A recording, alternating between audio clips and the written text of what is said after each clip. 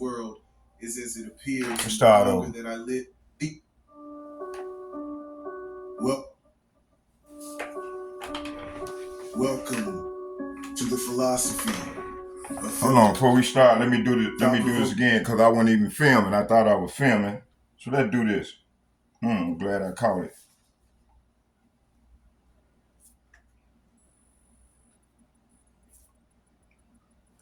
So fair use under the copyright statute of 1976. Allowances are made. So fair use is a legal doctrine under Section 107 of the Copyright Act of 1976 that permits the unlicensed use of copyrighted material. It balances creator rights with the public interest by allowing limited use for purposes like criticism, comment, news reporting, teaching, and scholarship and research. Okay, the courts evaluate fair use on a case by case basis using the four-factor test.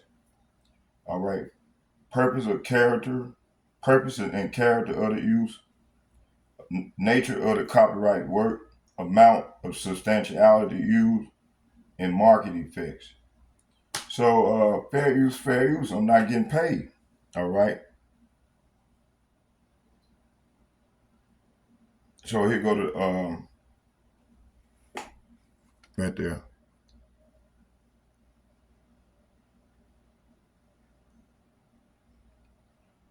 All right. Go to for bound.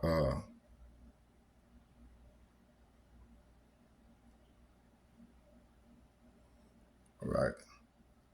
So fair use, fair use, fair use are not monetized. All right. So let's go into this video regarding the secret covenant, and these devils they using it right now. But before we start, let me bring out some to introduction to the lesson, and I hope you all be edified.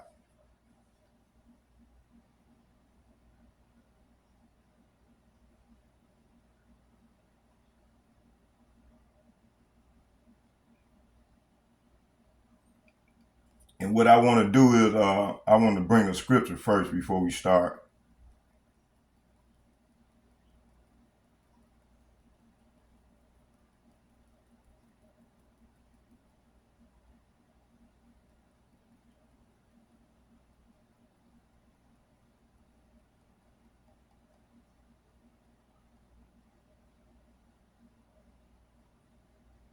All right. So we're gonna go right here in Second Esdras. Actually, I'm gonna start here in Isaiah 45, and it reads. I'm reading out of here.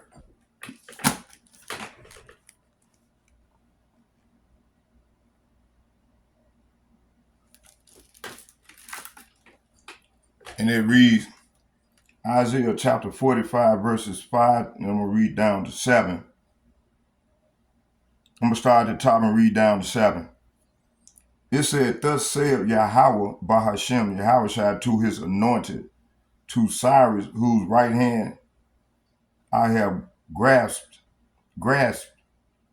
to subdue nations before him, and to strip kings and their robes, to open doors behind him, and the gate shall not be closed.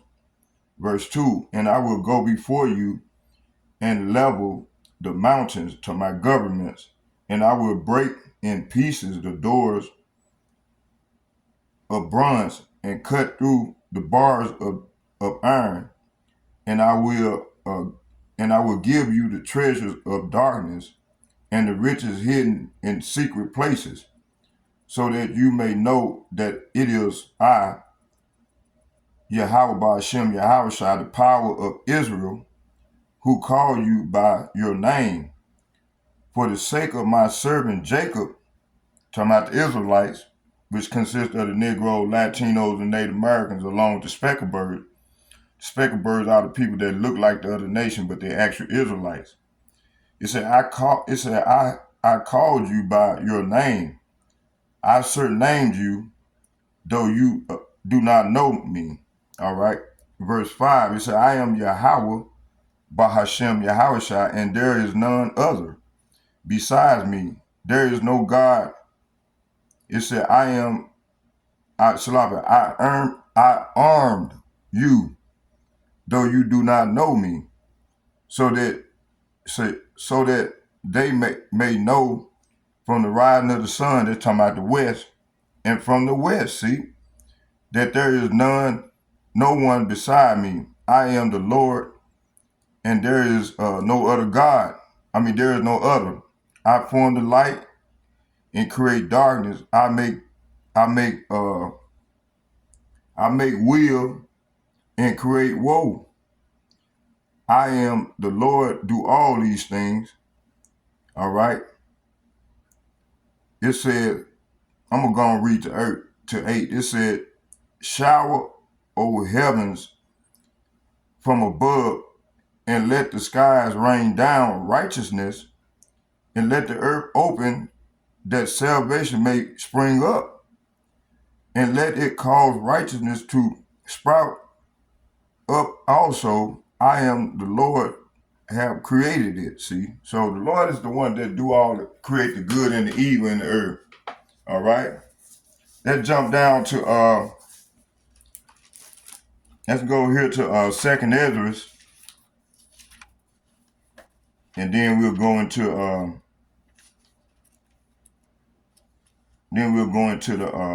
the lesson.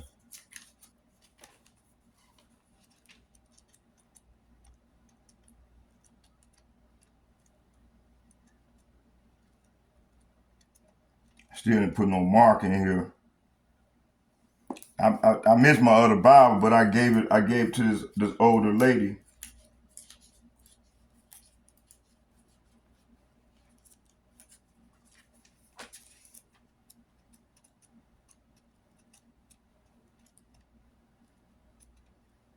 See, these people been trained to just read the Old Testament. The New Testament. They don't know, man, that the Old Testament come out of the New Testament come out of the Old. All right, the Lord was in both. He's in the volume of the book. That means the whole book. All right. So let's get Second Esdras. But them churches, man, they teach our people rebellion, man, against the Lord. All right. Let's get it. Let's read here. Second Esdras, the 15th chapter, and I'm gonna start at 5. Second Esdras chapter 15, verses 1 through 5. It says, speak in the ears of my people the words of prophecy that I will put in your mouth, said the Lord, says Yahweh Ba'ashem Yahushua, and cause them to be written on paper, for they are trustworthy and true. It said, do not fear the plots against you. So we're going to have the wicked 2/3 along with these heathen nations going to be plotting against the righteous of the Lord, and mainly the prophets. All right. It said, and do not be troubled by the unbelief of those who oppose you. So you got a lot, 2/3 of our people oppose what we bringing forth. All right. I was coming, getting ready to go out and prophesy. Matter of fact, it was yesterday. Yeah, yesterday, day before yesterday. And I was walking past this place where them Edomites, but look like niggers, chocolate covered Edomites, work out of, and then they got a lot of black folks. I guess it's like a treatment center and shit. There, where they have, like when people court ordered to go to treatment, they probably send them there to be counseled by these Edomites, okay? And then these old so-called uppity niggas that them sold they sold. And then they on the side of the wall, you got all these civil rights, all the black boule on that wall. I done did lessons on it. I done took pictures of it, okay? So y'all know what I'm talking about.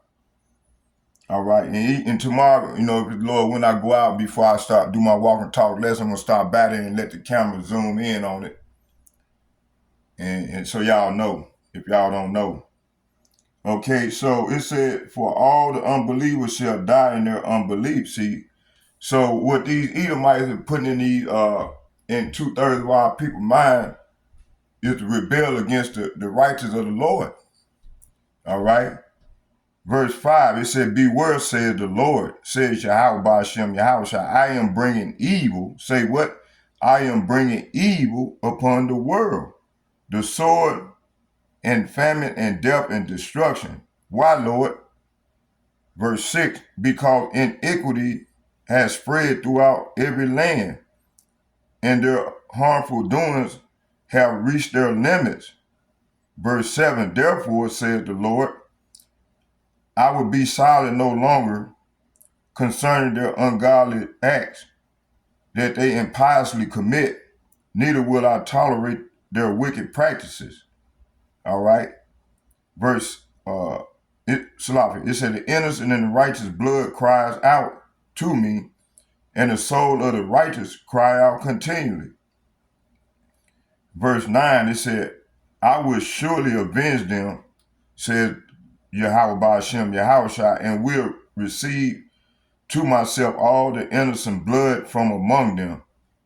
Verse 10, see my people is being led like a flock to the slaughter, and I will not allow them to live any longer in the land of Egypt. See, these 2/3, especially black boule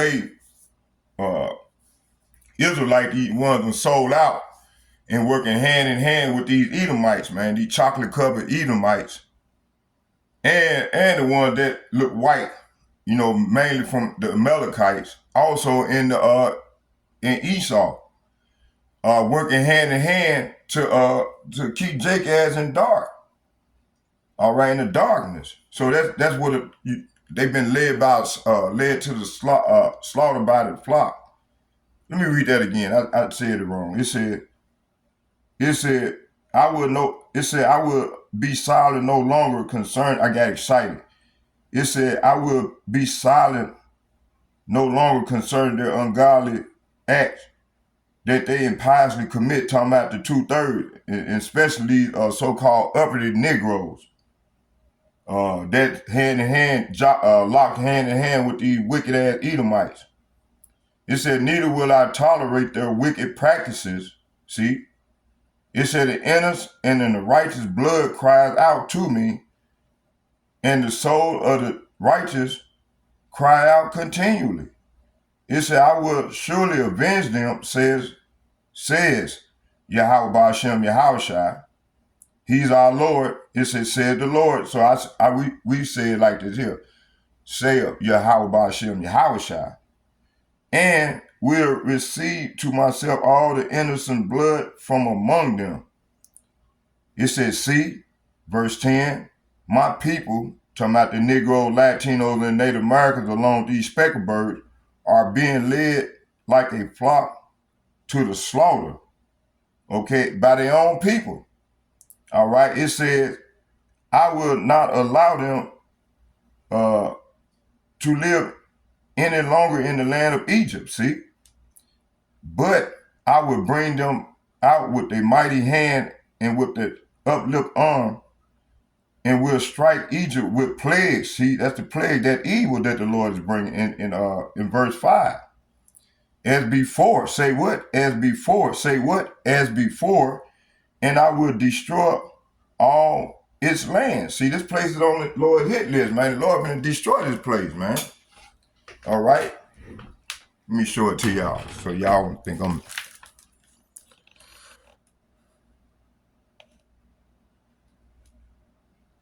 Okay, they go 1 through 5 right there. And they go the rest right here.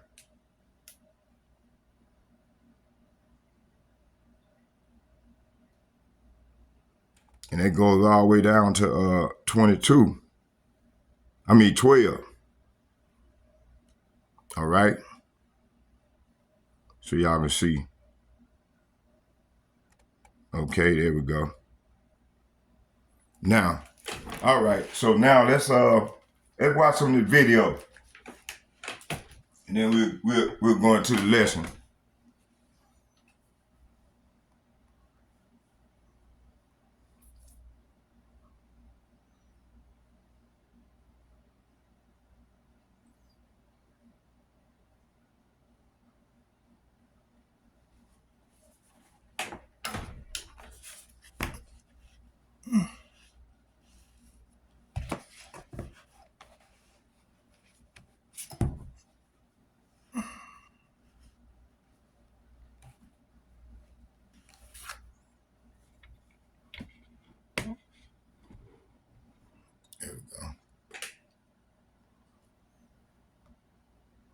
thought-provoking content for the intellectual mind. In the early 2000s, a manifesto that now has come to be known as the Secret Covenant of the Illuminati was uploaded to the internet. The author has remained anonymous. Throughout my life, there has been a stabbing suspicion in the depths of my mind that nothing in this world is as it appears, and the longer that I live, the more that rings true. The truth about this world and those who run it is out there. This manifesto is just the tip of the iceberg. The Secret Covenant of the Illuminati. An illusion it will be, so large, so vast it will escape their perception. Those who will see it will be thought of as insane. We will create separate fronts to prevent them from seeing the connection between us.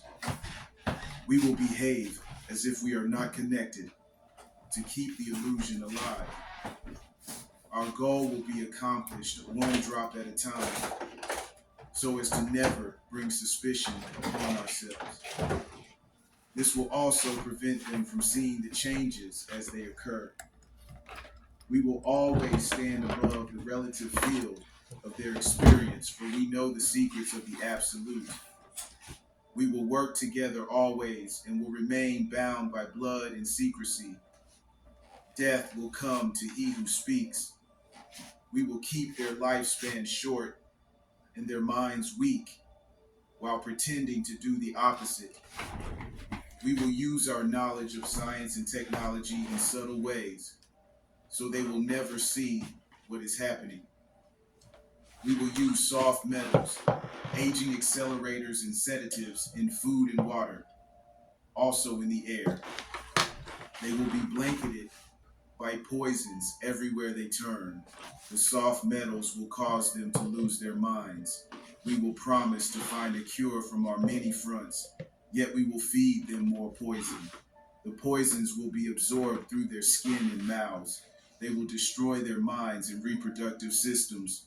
From all this, their children will be born dead, and we will conceal this information. The poisons will be hidden in everything that surrounds them, in what they drink, eat, breathe, and wear. We must be ingenious in dispensing the poisons, for they can see far. We will teach them that the poisons are good, with fun images and musical tones. Those they look up to will help. We will enlist them to push our poisons.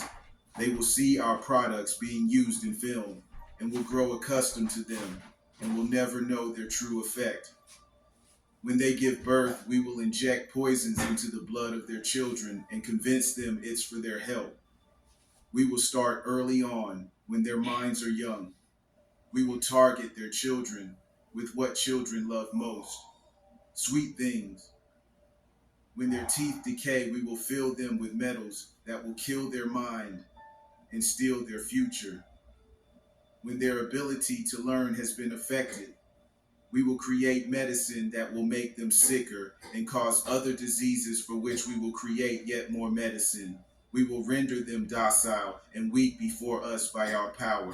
They will grow depressed, slow, and obese, and when they come to us for help, we will give them more poison. We will focus their attention toward money and material goods, so that many never connect with their inner self. We will distract them with fornication, external pleasures, and games, so they may never be one with the oneness of it all. Their minds will belong to us, and they will do as we say. If they refuse, we shall find ways to implement mind-altering technology into their lives. We will use fear as our weapon. We will establish their governments and establish opposites within. We will own both sides. We will always hide our objective, but carry out our plan. They will perform the labor for us, and we shall prosper from their toil. Our families will never mix with theirs. Our blood must be pure always, for it is the way. We will make them kill each other when it suits us. We will keep them separated from the oneness by dogma and religion. We will control all aspects of their lives and tell them what to think and how. We will guide them kindly and gently, letting them think they are guiding themselves. We will foment animosity between them through our factions. When a light shall shine among them, we shall extinguish it by ridicule or death, whichever suits us best. We will make them rip each other's hearts apart and kill their own children.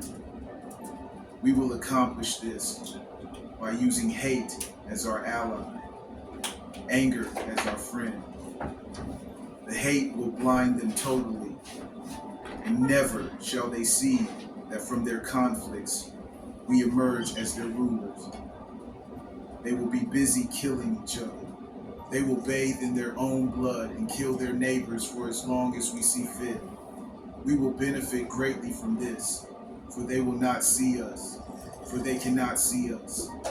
We will continue to prosper from their wars and their deaths. We shall repeat this over and over until our ultimate goal is accomplished. We will continue to make them live in fear and anger through sounds and images. We will use all the tools we have to accomplish this. The tools will be provided by their labor.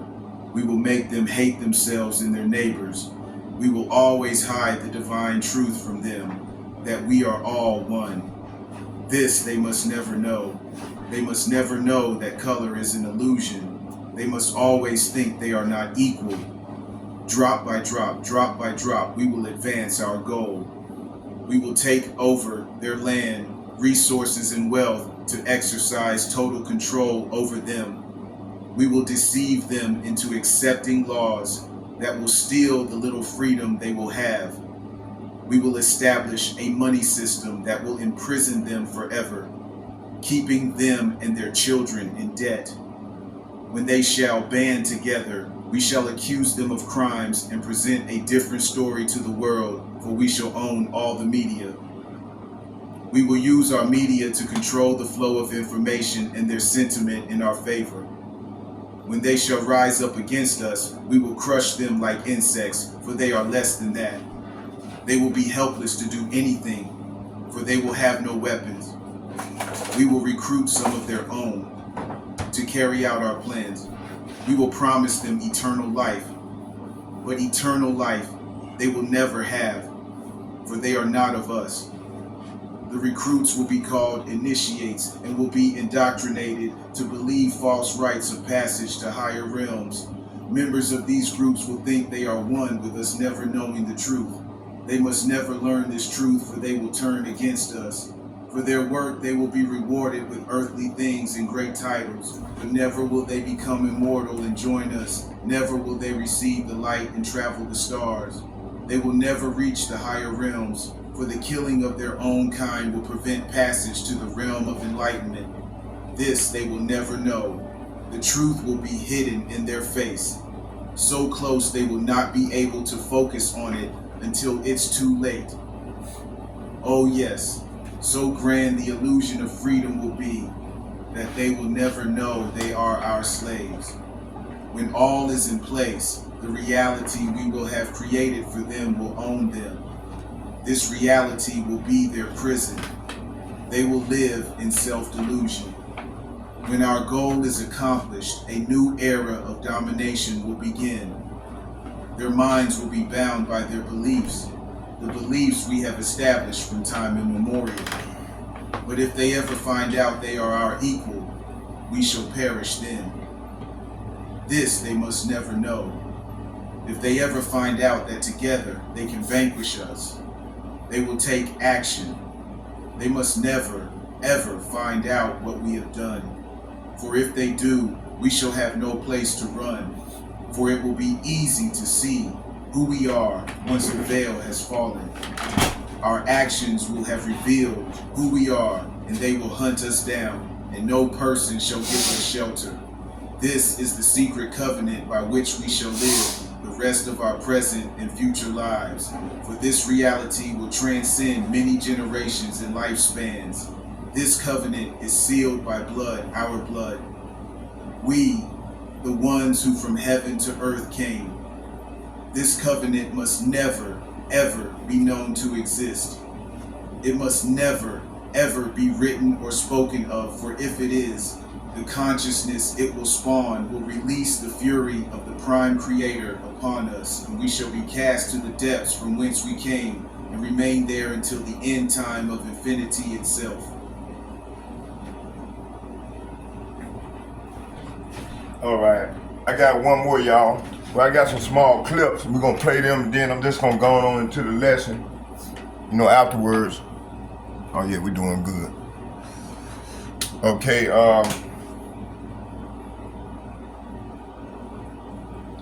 first one I'm gonna go into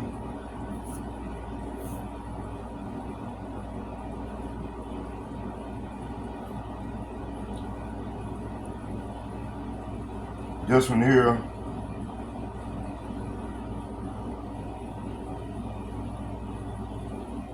Right here. Ever living S scared out of you, okay? In two separate stories, okay? Not one, two. I don't know if this is the reason that these guys are running this UFO program thing, like obviously today it's, the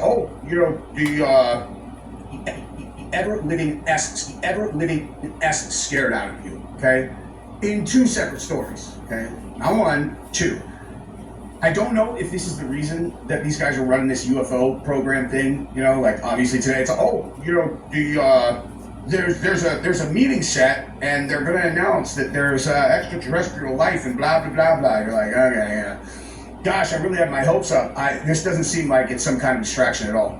But we're just going to get right into it, because when I tell you that this is like, I don't know, I don't want to, the scariest thing ever, I don't know, but both of these stories knock the wind out of me, okay?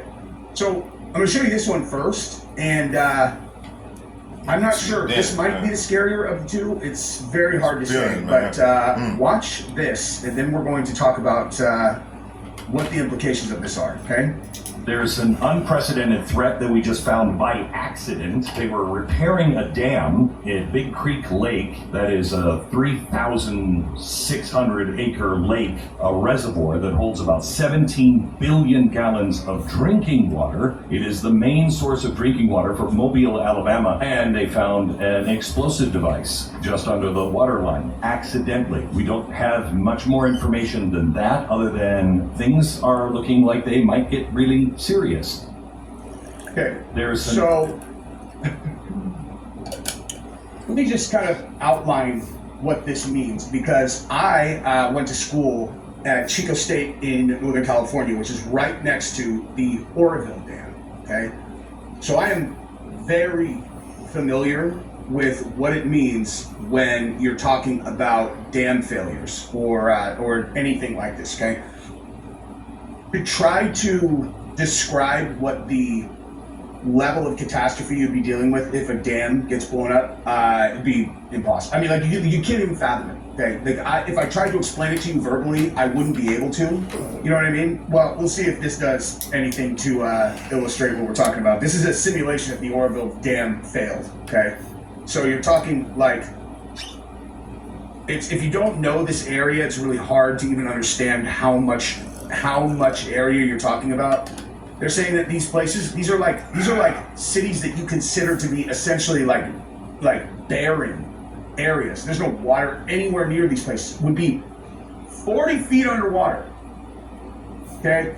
40 feet underwater. So when you see that there are explosives being placed at the base of dams, okay, and we just randomly stumbled upon it, what do you think that means? Where did that come from? Why would there be an explosive there? Okay? And when you factor that into... You see, hey, let's go back to second entrance. 15. Matter of fact, let's go and start the lesson. And then we'll just go I'll bring out, show some more of the footage afterwards, as we go.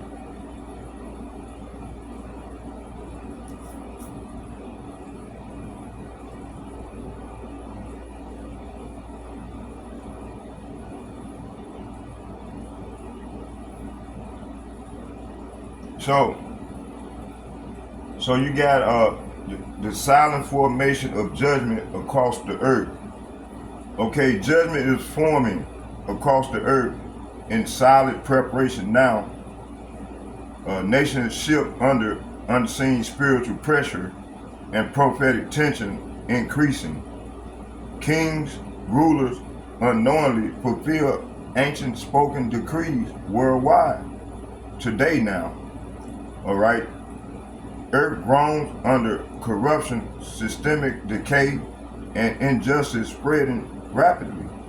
Alliances shaken by hidden divine disruption across nations, continents, and worldwide. Economic systems tremble beneath invisible prophetic alignment unfolding right now. All right. It said hearts and men grow cold in every region globally today. Wars, it said war clouds gather over nations without warning or notice approaching. Systemic and power destabilizes under unseen judgment pressure, building everywhere. The age, it said the age transitioned quietly into foretold prophetic alignment now unfolding. The rising instability of human governments and systems. All right, governments appear stable, yet internally weakened under unseen pressure increasing. Leaders make decisions without realizing deeper spiritual movement shaping outcome. All right. Economic foundations tremble as unseen focus disturb global balance to systems. Public confidence erodes slowly, while appearances still maintain illusion stability. Hidden corruption expand within institutions, masking deeper structural decay underneath. Are we not seeing anything? It said global alliances strain under invisible disagreements and conflicting hidden agendas. Technological systems advance while moral systems simultaneously degrade across societies. All right, social order shift quietly as unrest builds beneath surface reality. Population sense change through unstable, unable to fully interpret unfolding signs. Let me read that again. It said, population sense change through unable, it said, though unable to fully interpret unfolding signs. Okay, the world enters phase of accelerated instability and transition sequence. All right, it said the awakening of global fear and uncertainty. So fear rises quietly without nations as stability begins to fracture. Uncertainty spread faster than information, creating confusion among the population worldwide. People began questioning systems once trusted without hesitation or doubt. Economic anxiety increases as resources appear less secure than before. Governments struggle to maintain calm amid rising public concern levels. Media narratives conflict, creating deeper division and confusion among societies. All right, spiritual awareness awakens in some while others remain spiritually asleep. All right, global attention builds as unseen pressure continues increasing without pause. All right, human confidence weakens under weight of accelerated global transformation shift. It says the earth enters visible stages of prophetic awakening and distress. All right, hidden collapse beneath appearances of strength. All right, structure appears strong while internal systems quietly weaken and decay. Institution projects stability yet struggle with unseen corruption and imbalance. All right, economic framework depends on trust that is steadily eroding worldwide. All right, it's a leadership confident mass internal confusion and lack of clear direction. All right, it's a public narrative maintain order while private systems fracture beneath surface. Financial systems expand in complexity while stability becomes increasingly fragile. Technological advancement accelerate faster than moral grounding can stabilize society. And we getting all these data centers and shit.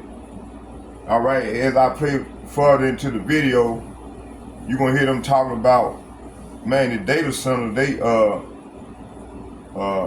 generating more water than used by the public, by the ordinary citizen. It said global cooperation weakens under a pressure of competing hidden interests and agendas. Confidence in future stability diminishes even while appearances remain unchanged. All right. The hidden collapse continues advancing beneath visible surface structures today. The fracturing of social trust and human bonds. Okay, trust between individuals decline as superstitious. Trust between individuals decline as suspicion spread across communities globally. Relationship weakens under pressure of economic strain and cultural fragmentation today. Family experience tension as external instability influence internal emotional balance. Communication becomes more reactive and less rooted in understanding or patience. Communities divide along ideological, economic, and cultural fault lines increasing. Shared values erode as competing narratives reshape moral perception across society. Isolation increases even in densely populated regions due to mistrust. Digital connection replaces genuine human relational depth in many environments today. Emotional resilience weakens under continuous exposure to instability and fear. Society begins reorganizing around survival rather than unity and cooperation. The rise of confusion and governance and leadership in governance and leadership. Leadership structure. It's a leadership structure struggle to maintain coherence amid accelerating global instability. Policy shift frequently reflecting lack of consistent long-term strategic direction. Government react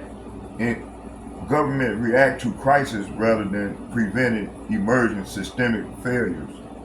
Authority figures lose public trust as contradictions become increasingly visible. Decision making becomes fragmented across competing internal institutional factions worldwide. International cooperation weakened as nations prioritize self-preservation over unity. Information systems produce conflicting reports, increasing public confusion and uncertainty. Crisis management becomes consistent state rather than a temporary response mechanism. Political stability erodes as internal disagreement intensify within leadership structures. the governing system enter prolonged phase of instability and uncertainty. All right, the expansion of global economic pressures and strain. So economic system experience increasing strain under pressure of global instability. Supply chain weaken as disruption affect production, distribution, and logistics. Inflationary pressure increases, reducing purchasing stability across multiple regions worldwide. Resource competition intensifies between nations, cooperation, and population groups globally. Market fluctuate, unpredictability reflecting underlying instability within financial structure today. Employment system shift rapidly, causing uncertainty and long-term stability. All right, debt structure expand beyond sustainable limits, increasing systemic vulnerability globally. Wealth concentration increases while broader population experience economic strain simultaneously. Economic confidence decline as uncertainty becomes dominant global financial conditions. Global economies enter prolonged phase of instability and structural stress. All right, the intensification of natural and environmental disturbance. Environmental systems show increasing instability through unpredictable global climate patterns. Natural events become more frequent, intensifying human awareness of instability. Ecosystems experience stress due to long-term imbalance and disruption. Human activity continues accelerating environmental pressure. Okay, across multiple ecological systems worldwide, natural disasters contribute to increasing sense of global uncertainty and fear. Agricultural systems face pressure impacting food stability in multiple regions. Water and energy systems experience strain under growing global demand. See, it's an environmental disruption, influence migration patterns, and population movement across nations. Scientific systems struggle to predict accelerating environmental variability and change. It said creation reflects increasing instability within broader global prophetic alignment today. So the growing dependence on control systems of order. It said as instability rises, systems of control expand to maintain structural governments implement increasing centralized framework to manage rising uncertainty globally. Economic participation become more regulated under expanding oversight mechanisms worldwide. Access to resources become more structured and conditionally managed systems. It said digital systems integrate deeper into governance and financial infrastructure networks. Identity and participation become more tied to centralized verification systems. Freedom of movement and exchange become increasingly monitored across regions. All right, it's a dependency on structured systems increases as informal systems lose reliability. Control mechanisms expand in response to accelerating instability and uncertainty. Society transition toward higher levels of systemic coordination and oversight. The approach of global threshold and irreversible transitions. Okay, systems collectively approach the threshold of irreversible structural transformation. Long-term accumulation instability begins converging into visible global transition phase. Historical patterns of instability no longer function under present conditions. Societies enter periods where prior norms no longer hold relevance. Rapid changes begin overtaking traditional systems of governance and order. Human confidence reaches critical points of uncertainty and instability globally. Multiple systems fail simultaneously, creating a compounding global pressure effects. All right, transitions become unavoidable and previous structures lose operational effectiveness. World shifts into accelerated phase of prophetic alignment and change. The age moves toward irreversible transformation across all major systems. The weakening of institutional authority and control system. All right, it said institutional authority weakens as public confidence continues declining globally. Established systems struggle to enforce order amid rising internal contradiction. Regulatory framework becomes inconsistent under pressure of rapid global change. Enforcement mechanisms lose effectiveness as compliance decreases across population. Government agencies face increasing difficulty maintaining unified operational control. Institutional credibility erodes due to the repeated failures in crisis response. Okay, administrative systems expand yet become less efficient under growing complexity. All right, are we not seeing all these things? It said public perception shift towards skepticism regarding official institutional narratives.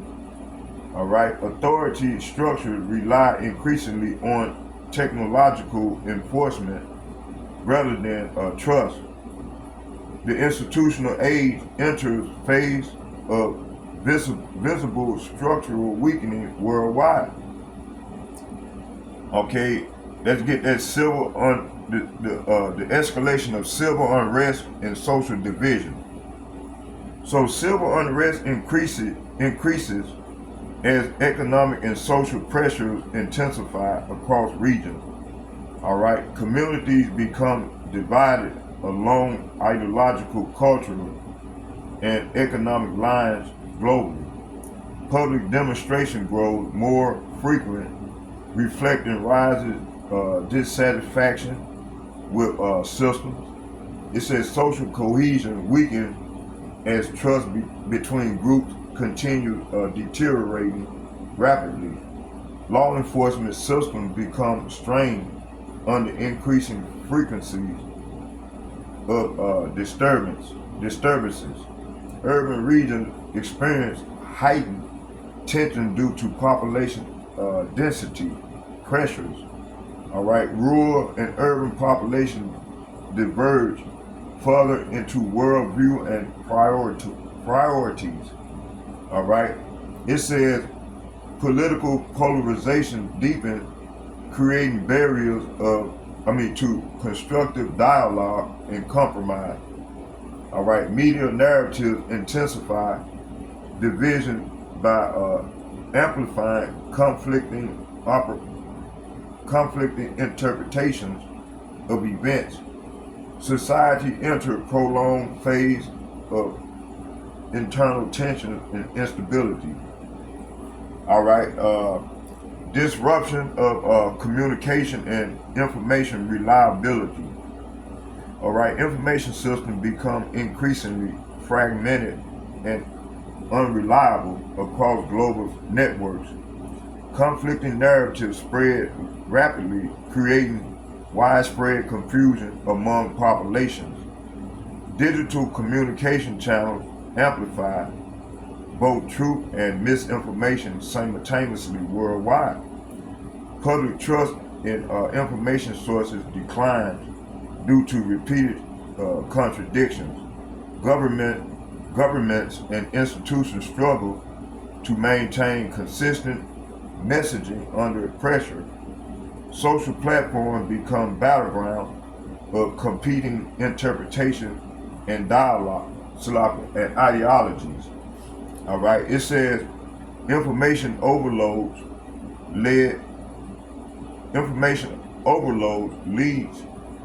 leads to reduced ability to discern accuracy or truth.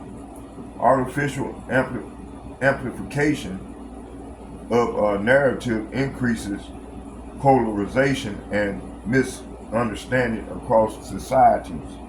Traditional media loses influence as alternative sources multiply rapidly online.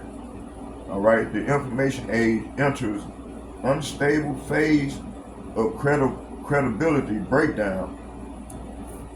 Okay, the strain of global supply chain and resources flow. So global supply systems experience disruption under increasing geopolitical and economic strain.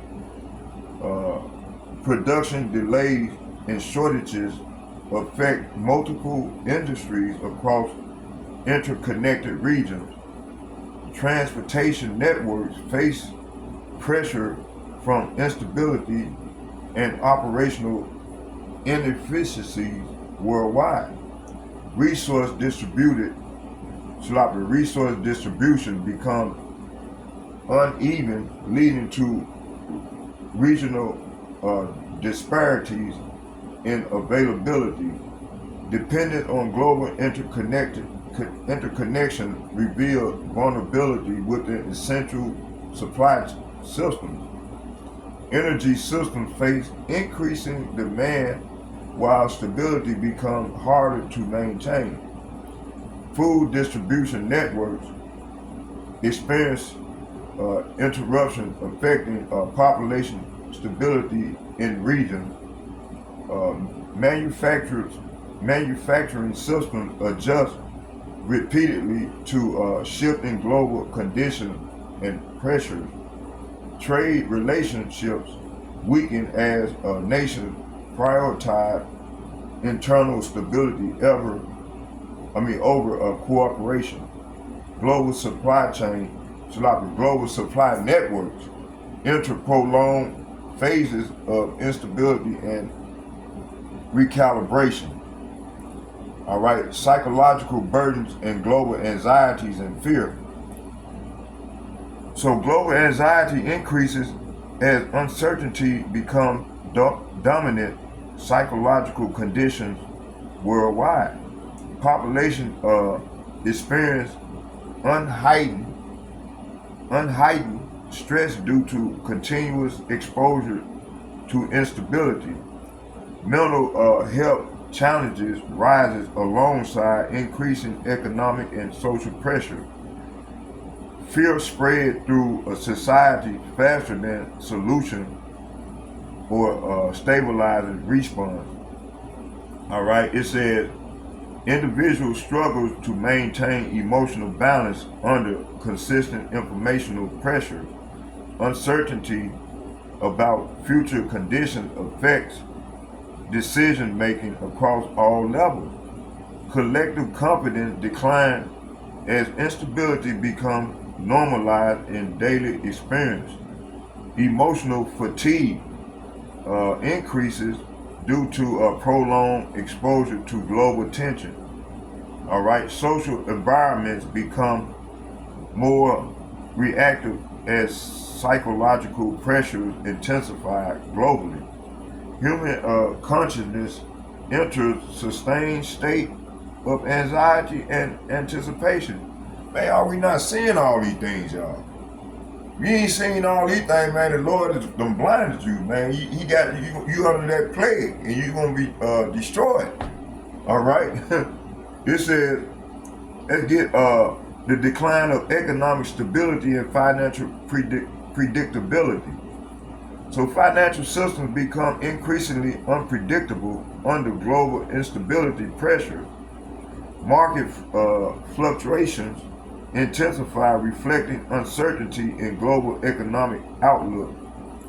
Currency stability weakens as confidence in systems decline across regions. Investment behaviors shift toward caution as risk awareness increases globally. Economic inequality widens as instability affects population unevenly worldwide. Corporate systems restructure repeatedly to adapt to changing conditions. Employment stability declines as industries adjust to systemic pressures. Consumer confidence decreases, leading to reduced economic circulation activity. Debt and financial dependency increases across households and institutions. Global economy enters phase of sustained unpredictability and volatility. Salami. Okay, the rise of central oversight and control systems. All right. Centralized systems expand to manage increasing instability across global structures.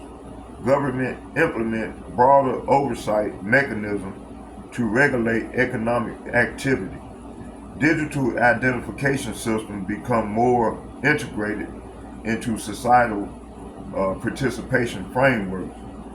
Access to services become increasingly conditional on system compliance. Monitoring technologies expand to track and manage population movement. Financial systems integrate more tightly with centralized digital infrastructure. Individual autonomy decreases as systems prioritize collective control mechanisms. Data collection becomes foundational to governance and regulatory systems. Societal participation becomes increasingly structured through verification systems. Global order transition toward heightened centralized oversight models. The erosion of cultural identity and shared values. So, cultural identities weaken under pressure of global interconnected influence systems. Traditional values shift as new ideologies spread across population rapidly. Generational differences increases, leading to fragmentation within society worldwide. Shared moral framework decline as competing belief systems expand globally. Education systems reflect shifting cultural narratives and ideological transitions. Communities lose cohesion as identities become more individually defined. Historical continuity weakens as reinterpretation of value increases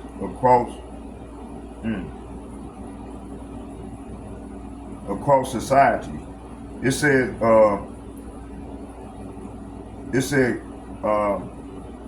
cultural tensions rises between preserving tradition and adopting new frameworks. Globalization accelerates blending and erosion of district cultural boundaries. Society enters phase of cultural restructuring and identity uncertainty. Okay, acceleration of environmental and natural instability.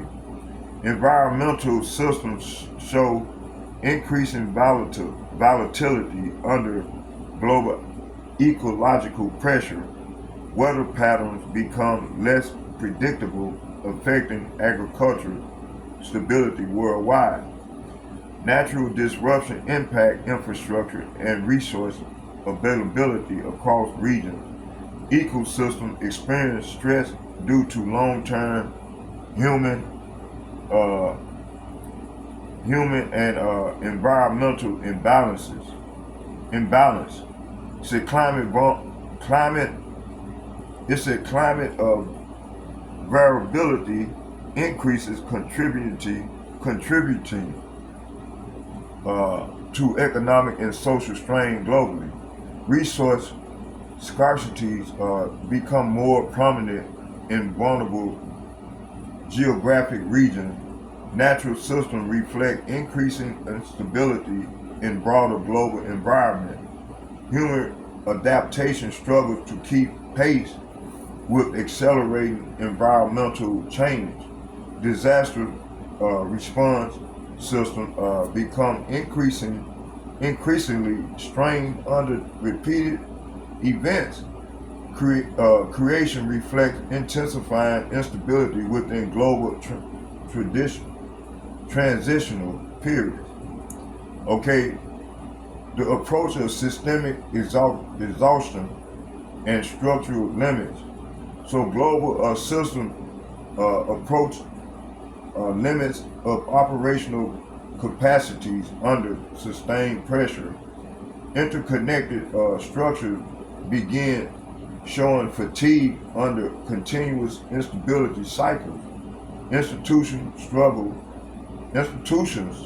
struggle to maintain efficiency under expanding complexity demands. Economic and political systems reach thresholds of diminishing returns. Human systems experience overload due to simultaneously global pressures. Maintenance of order becomes increasingly difficult across all sectors. Structural weaknesses become more visible as stress continues accumulating. Crisis frequencies increases, reducing ability to recover between events. Global coordination becomes strained under persistent systemic exhaustion. The world near critic threshold of structural transformation, compulsion. All right. So let's go into the scriptures. And I'm going to do some commentary as we go, and then we're going to watch some more of the video. We'll spend this next hour, this is going to be a 2-hour lesson. I'm going to see how long this video, I deleted all the other videos. They were good videos, but I'm trying to figure out why is this taking so long for these videos to upload. Matter of fact, the Spirit tell me to read 5 more paragraphs. So let's go and read these last 5 paragraphs. So the breakdown of global coordination and mutual agreement. So international cooperation weakened as nations prioritize internal survival strategies.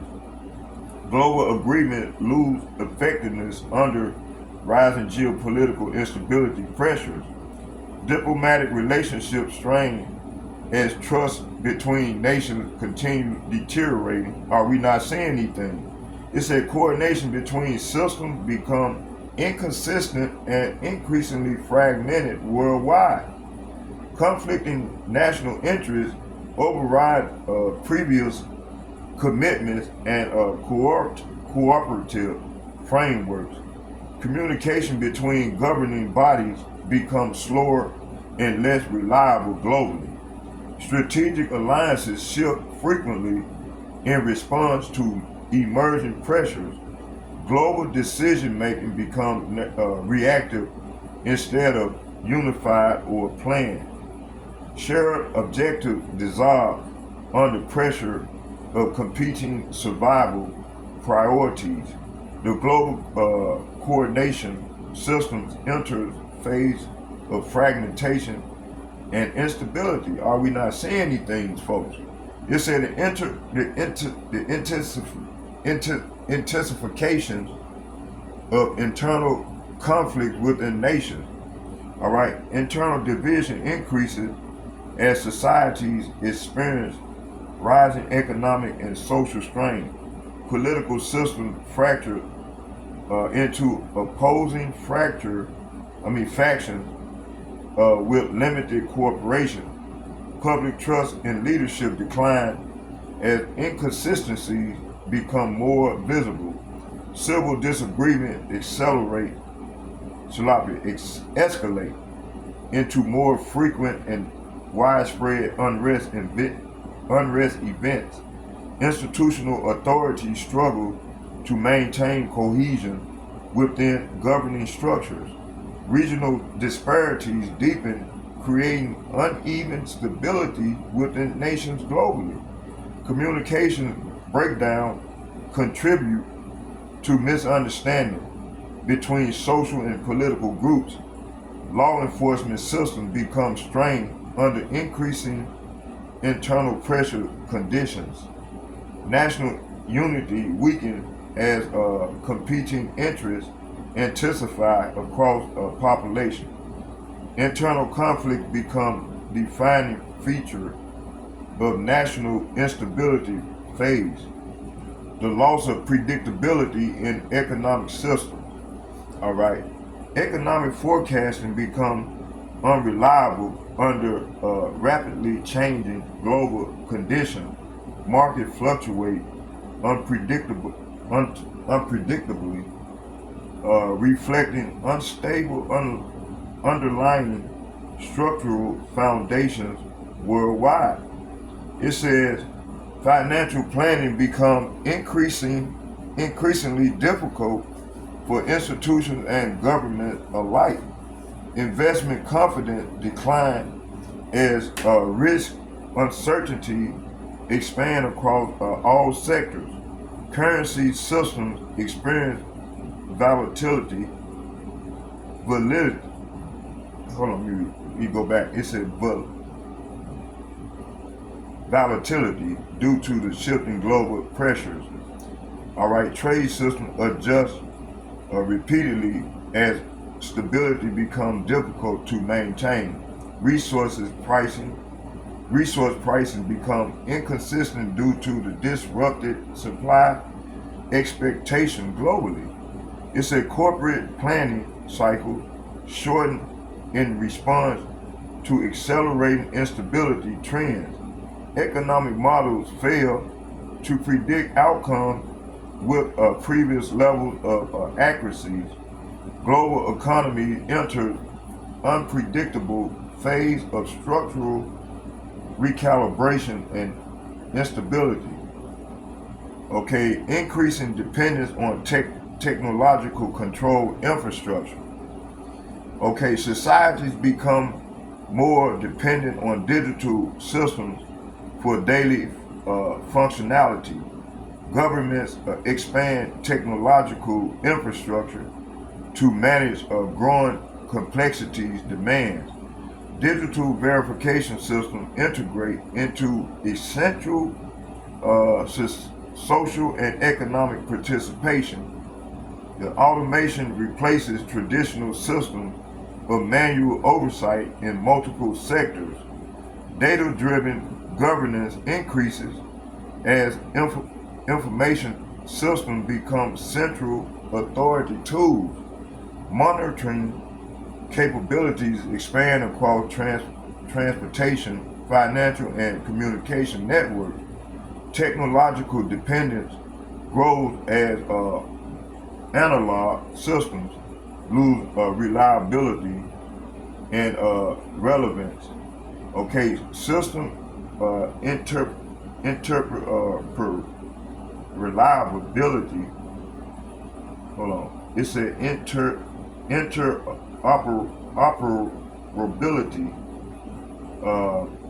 becomes critical for maintaining global coordination structure. interoperability. That's how you pronounce it. System interoperability becomes critical for maintaining global coordination structures. Control mechanisms become increasingly embedded within digital infrastructure framework. Society transition towards technology-centered governance and management systems. Okay, this is the final scripture for part one of this lesson. I'm gonna do part two. Same setup. It said the weakening of personal autonomy and decision freedom. All right, individual autonomy decreases. Individual autonomy decreases as systems impose increasing structural constraints. Access to service become dependent on compliance with regulatory framework. Personal decision making become influenced by centralized system requirements. Movement and participation are increasingly monitored through digital systems globally. Freedom of choice narrows under expanded administrative oversight mechanism. Behavioral data becomes a factor in access to participation systems. Individual independence becomes secondary to systemic coordination requirements. Societal structure prioritize collective stability over personal autonomy rights. All right, this decision making increasingly guided by system-based approval framework. Human autonomy enters phases of structural limitation and oversight. All right, let's watch the rest of this video, and then I'm gonna come on with the scripture and commentary. We had how many people come over with no idea who they are, right? You know, all these people that are, oh my God, I'm sorry, you said what's gonna happen in the next 5 years? What's going to happen in 5 years? And you're seeing that maybe a lot of people aren't seeing that's going to blow people's minds. So 5 years being, say, 2031, digital intelligence will exceed the sum of all human intelligence. Like, why the fuck are we doing this shit? That there will be, in 5 years, let's say at least 100 million humanoid robots, but maybe a billion. And if you don't understand of how many fucking robots that's gonna be, it's going to be 1/8 of the whole global population. Yeah. I'm sorry, did I miss a fucking joke or something? Because Elon is saying this shit like, yeah, this is really gonna happen, and the other guy's like, like, oh my God, what the fuck is going on? I would predict that the economy is probably Gonna be taken over by robots? Yes, I'm sorry. Continue. twice its current size in 5, maybe 6 years. 5 to 7 years. Are we talking twice the current size because of people, or are we talking about twice the current size because of humanoid robots? Like, there's a big fucking difference. Because you're going to hit a doubling period, where the economic output is increasing so fast that plus minus a few years, you will see giant changes. I've said it once before, and I'll say it again. Stop doing this shit. We are going to get taken over by fucking robots. Yeah, when I first heard about humanoid robots, I was like, this shit's gonna be fucking awesome. Now, I'm like, absolutely not. Put them bitches back where the fuck you found them, because this is turning out to be a horrible fucking idea. I'm sorry, you said what's gonna happen?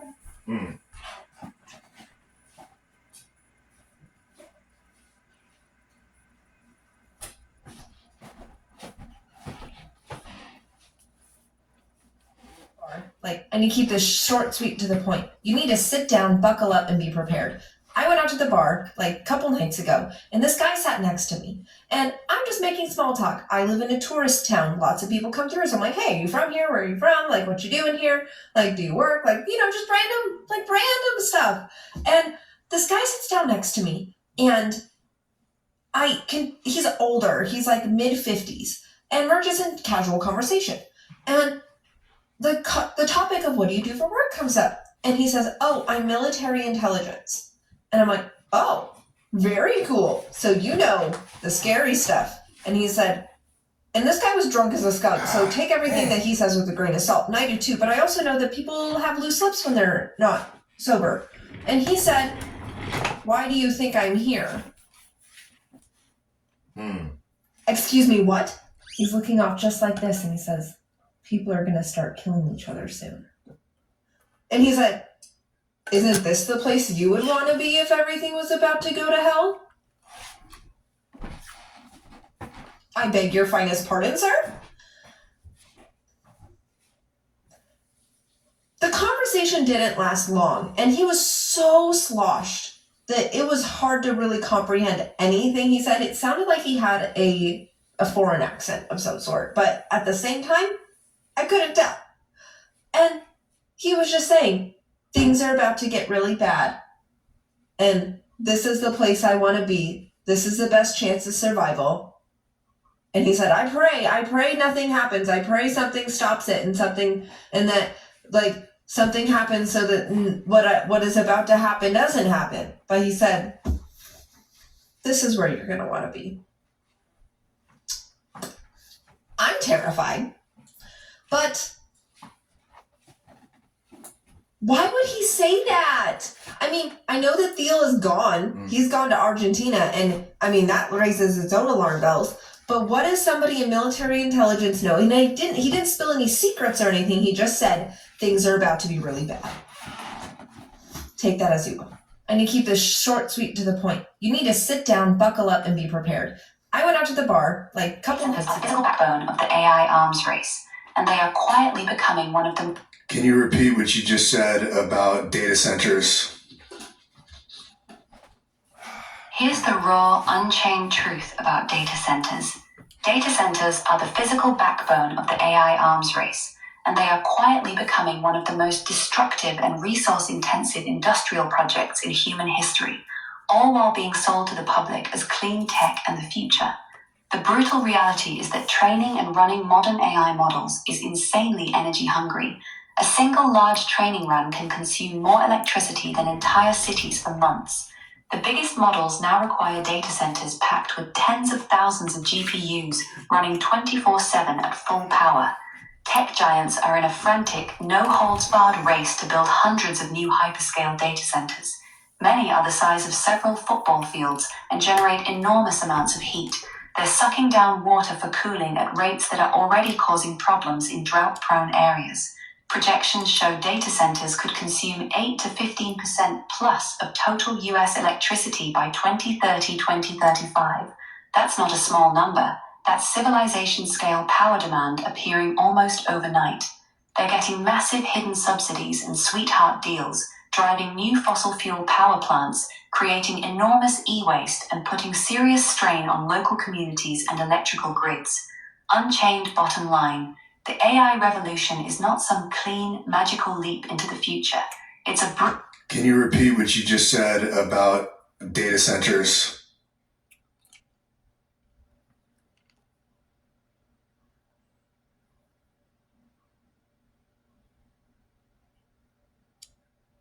Well, do not buy a new car, because starting 2027, every new car in the United States will be required by law to have tech that puts constant surveillance on the driver. Not only watching you, but listening to your conversations as well. And if the vehicle determines that you're a danger on the road, it will turn your car off. So by 2027, the law states, quote, every new passenger vehicle sold in the United States must include technology that constantly monitors the driver via AI, cameras, and sensors, and can automatically shut down or limit the car if the system decides you're not sober or fit to drive. The National Highway Traffic Safety Administration is creating new federal motor vehicle safety standards requiring, quote, advanced impaired driving prevention technology powered by AI tools and systems. They state that the technology must now passively monitor the driver at all times. If do not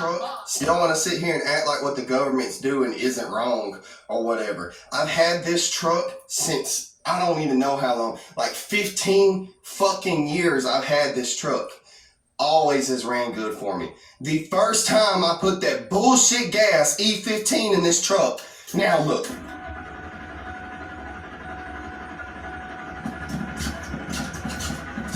Won't fucking start. Starter fluid spraying up in it and everything. Will not fucking start.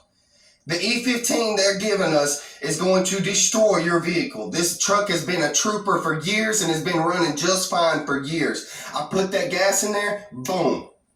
Y'all want to sit here and act like what the government...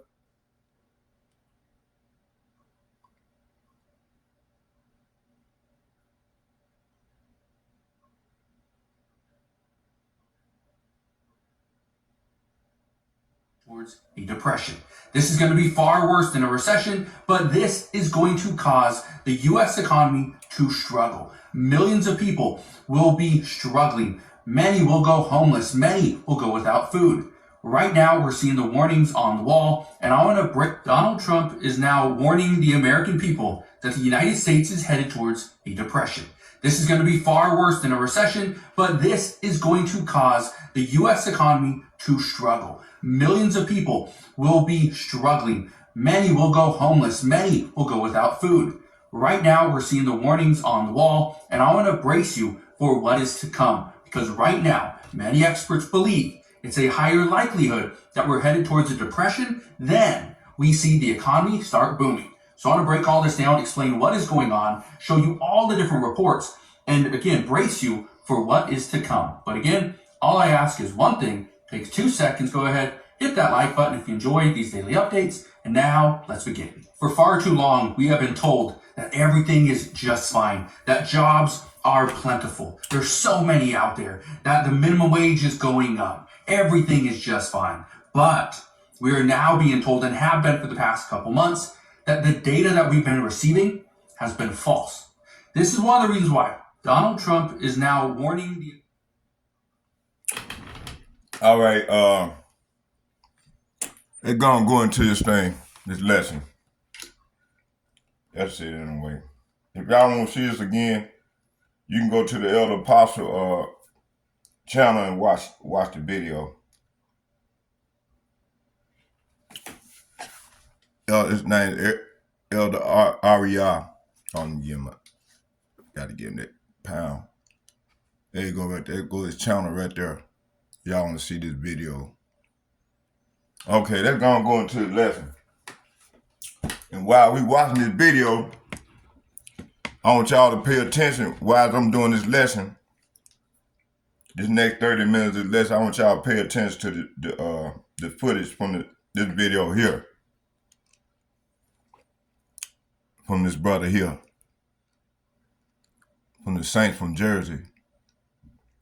Because this is what's going on right now. Because, see, a lot of our people don't realize they coming up, bucking up against the Lord's men and come with all these heresies. And they don't know, man, the Lord is putting these spirits on their ass. And that's part of the plague. Let's go back.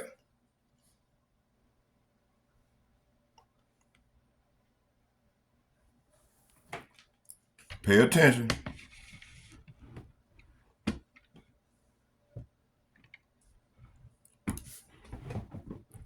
Pay attention. Look at this. Look at that.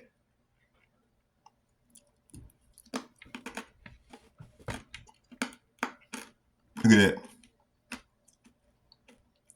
Let's see it again.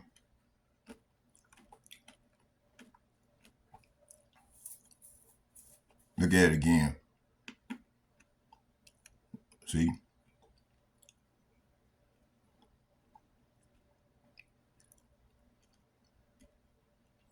A lot of people walking around here, man, being rebellious against the Lord is putting spirits on these people, man. See how that spirit coming out of that dude?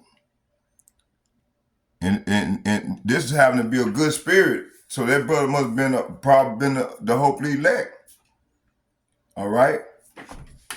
In the meantime, let me put on something else. See, like I said, once again, if y'all want to see that video, they go to the name of the video. It's not AI. If y'all want to see the video, y'all can see it in its entirety. All right, here. So while this is going on, we're gonna play World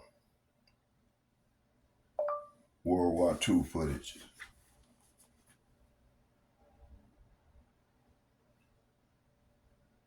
This gonna be playing while I'm going on with the lesson.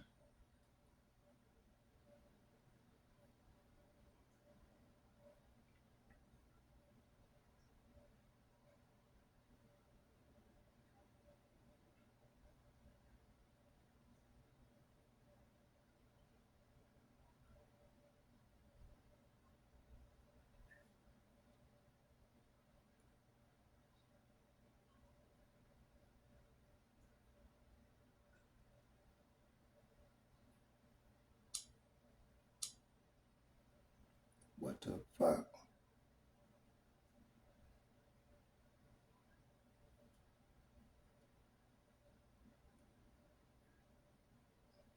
You ain't let me do it. Shit. Hold on here. There you go.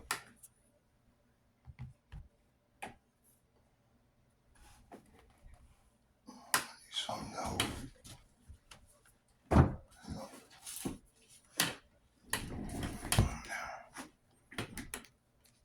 Let that play. This dude here, man, he talked against them damn Edomites. All right. He knew exactly who he was. Like he was a Amalekite. And he said, y'all messed up. Y'all took the Lord's people, man, the Lord's jewelry. You know, the Negro, Latino, Native Americans is the Lord's jewelry. All right. This is something they won't tell you. They won't tell you, man, who the Lord people is, right? All right, so I just got that footage going while I'm playing this video, so to keep y'all mind occupied, cause Jake got a short attention span. You see? All right, let's go. Let's go into this thing.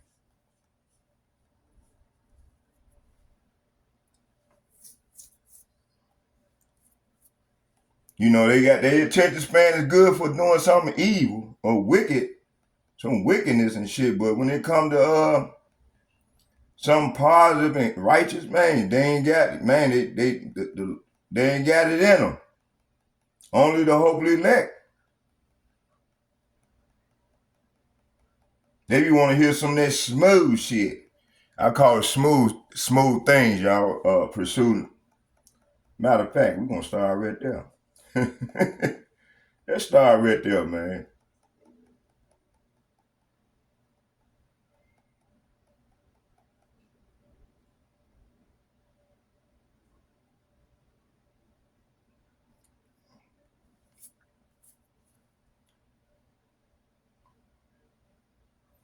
Isaiah 30.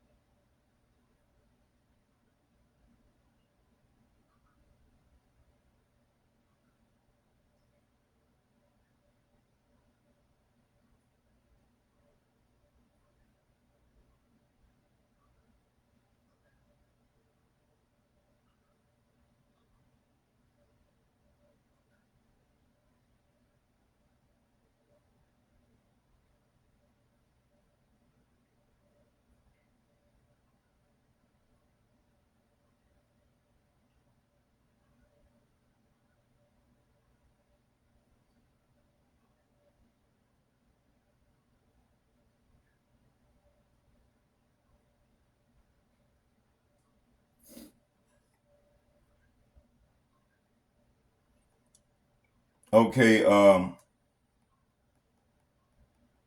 let's read the verses. I'm gonna read Isaiah chapter 1,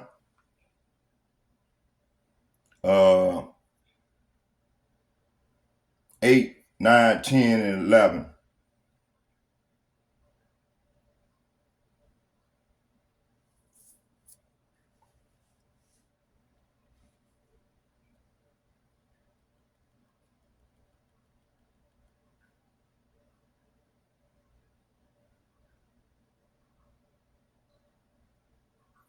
Isaiah chapter 8 verses 1. Isaiah chapter 30 verses 1. I'm going to read 1, 8, 9, 10, and 11. And it reads, it says, woe to a rebellious people. Woe to a rebellious children, saith Yahweh, that take counsel, but not of me, and that covered with a covering, and not of my spirit, that they may add sin unto sin. So the Lord saying to a rebellious children, which consists of the Negroes, Latinos, Native Americans, along with these speckled birds, what sorrow awaits my rebellious children, says the Lord. You make plans. So the Lord said, you make plans that are contrary to mine. You make alliances not directed by my spirit, thus piling up your sin. All right. So this is what the Lord says. Verse 8. Matter of fact, it started at 7. It said, for the Egyptians shall help in vain and to no purpose. Therefore have I cried concerning this. Their strength is to sit still. So the Lord saying Egypt promises are worthless. All right. So America promises are worthless. Therefore I call her Rahab, the harmless dragon. The Lord called her the harmless dragon. All right. Verse 8, it said, now go write it in a book. It said, now go write it before them in a table. All right. And note it in a book, that it may be for a time to come and forever and ever. So the Lord is saying in verse 8, now go write down these words. So he's commissioned the prophets to write down these words, write them in a book. They will stand until the end of times as a witness. So we at the end of times right now. So these words that the Lord had his prophets to write in the book over 2,000 years ago are at the end. For the end time. It said they will stand until the end of time as a witness. So these words are a witness against his children. And more so than ever for the hopefully elect and also the 2/3 that's drawn up to this devil. Verse 9, it said that this is a rebellious people, lying children. Say what? Lying children that will not hear the law of Yahweh. So the Lord says here that these people are stubborn rebels who refuse to pay attention to Yahweh Ba'ashem Yahweh's instructions. Verse 10, which say to the seers, see not, and to the prophets, prophesy not unto us right things, speak unto us smooth things, prophesy deceit. All right. So our people don't be want to hear that the stuff that might save them. They be want to hear that the smooth shit. That I call it smooth shit. So pardon my language, my French, but it's street talk, because a lot of our people, they can relate to street talk because they come off these streets. All right. It said it said they tell the seers, the seers are the prophets, stop seeing visions. They tell the prophet, don't tell us what is right. Tell us nice things. Tell us lies. Verse 11, it said, go you out of the way and turn aside out of the path and cause the Holy One of Israel to cease from before us. So they said, these wicked ass niggas, Negro, Latino, Native American, to this day, they still the same way. Said, forget all this gloom, get off your narrow path and stop telling us about your Holy One of Israel. See, that's what this how these people, hey, this is the mindset of our people, man. The 2/3, which is the wicked, that's joined unto Esau, Edom, and his system. That don't want to hear the right thing. They, you know, this word is like kryptonite to these niggas, man. Hey, you know, when I notice something, when I be on the bus, man, you got these niggas there. You know, the Lord got me on that bus to bring out this word, man. You know, to be on the bus and cause I got a loud voice, he want me to be loud so somebody can hear. Now you might have people, man, going through a lot of shit, and they need to hear these things, man. But you got these old wicked ass Negroes, Latinos, Native Americans, they'll come on the bus instead of being quiet, not knowing that they listen to the Lord putting a mark on their ass. And the reason why I showed y'all that spirit was that so y'all can see what the Lord do to the rebellious people, man. He put spirits on them, man. Either they gonna go and destroy another spirit that's wicked, so the Lord killed 2 birds in 1 stone, or they gonna self-destruct. And are we not seeing these things, y'all? Okay? That's why the Lord had me to play that video. Matter of fact, I'm gonna show it to you again. This time I'm gonna show it to you in a big old sense so y'all can see it. Let me find it.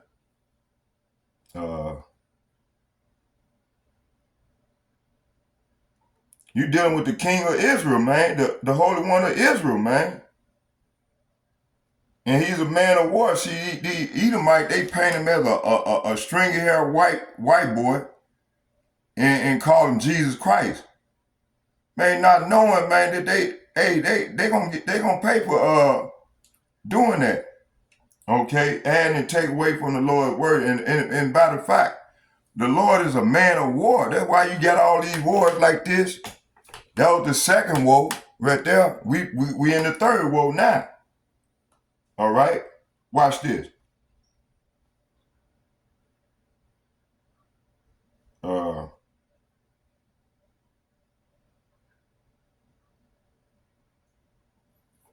So the Lord said, show it to them in large so they can see.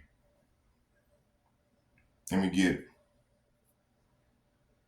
We'll come back. Oh, that's over with. We ain't got to watch that no more. So,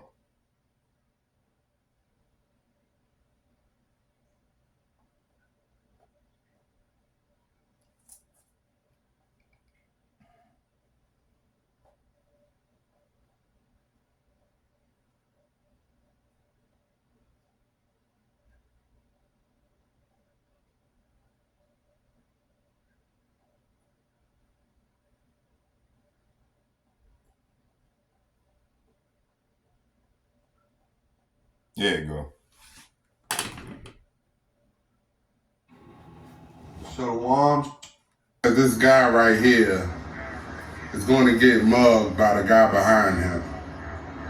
And you're going to see in this video that this guy either has some type of guardian angel watching over him, or look at he's that. really an ET disguised as a human. Because watch this. Look at that. The guy sees that and runs off. And he's lucky.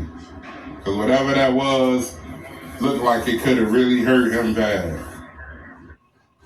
Y'all watch as this guy right here is going to get mugged by the guy behind him. And you're going to see in this video that this guy either has some type of guardian angel watching over him, or he's really an ET disguised as a human. Because watch this. Look at that.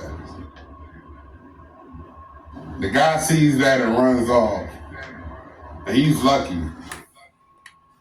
All right, let's go. Shalom. It's gonna be a quick header to the spirit of Yahweh Shem Yahweh. Okay, let's go here. Let's go to hold on here.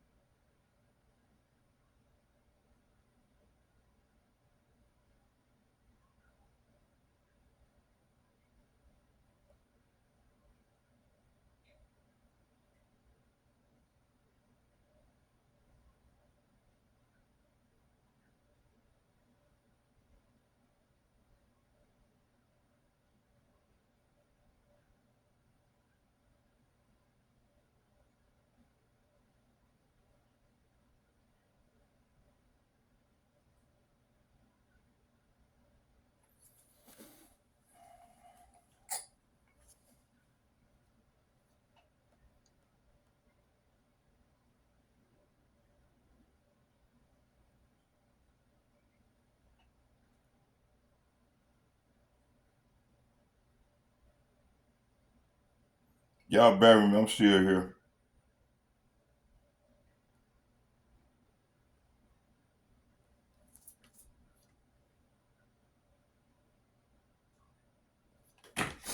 All right, let me see. Oh yeah, I was gonna get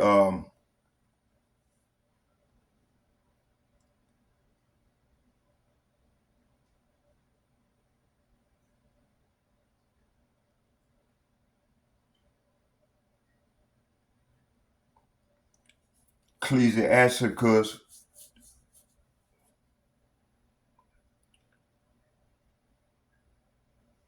Let's get Sirach, better known as Ecclesiasticus, chapter 39, verse 28.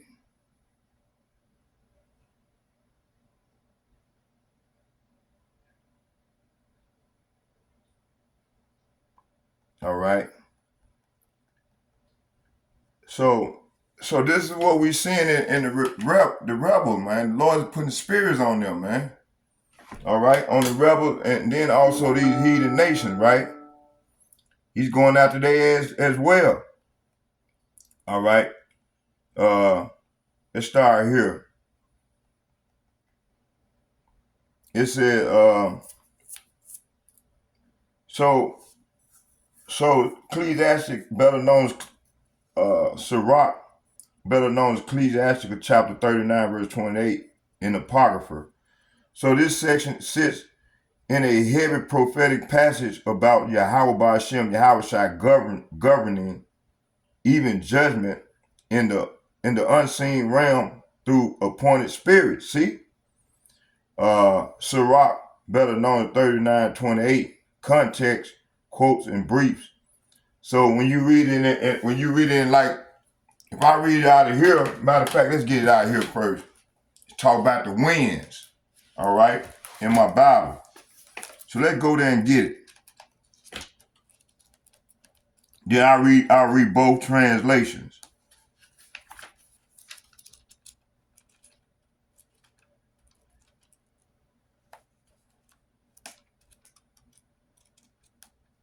Here we go. Beautiful. Hold on, y'all. I'm gonna close right here and then, cause I want to keep it under. I don't want it to be too long, cause I want these videos to get uploaded, and then we'll go on straight into part 2.